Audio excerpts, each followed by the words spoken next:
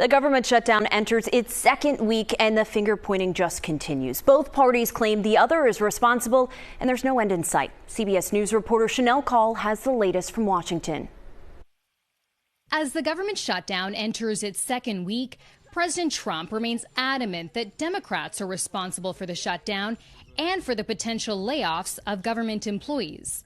The White House says firings will happen if the government is not reopened soon. We're ready to go back. You know, we have a record-setting economy. We have a record-setting country. Prices are way down. We're doing better than the country's ever done. And the Democrats hate seeing that. It's up to them. Anybody laid off, that's because of the Democrats. A new CBS News poll finds many Americans are frustrated with the shutdown, disapproving of the White House, Republicans in Congress, and Democrats in Congress nearly equally. The poll also finds that those surveyed are worried about the impact the shutdown could have on the economy, with 49% saying they're very concerned and 31% saying they are somewhat concerned.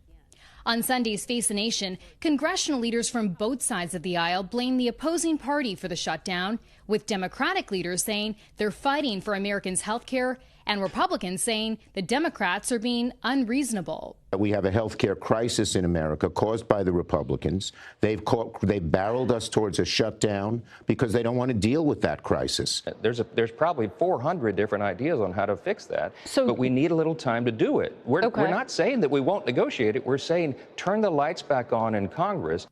The next congressional vote on the shutdown is expected to take place on Monday. Chanel Call, CBS News.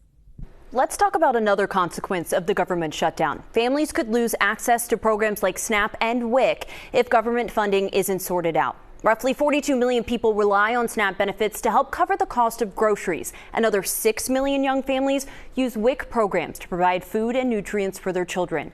Experts say if the government shutdown continues for another 2 weeks, funding will likely run out.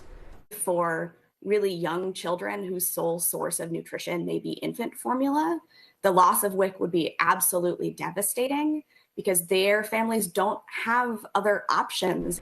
November SNAP and WIC benefits were already distributed, but beyond that, vulnerable families are left to wonder how they're going to pay for it all.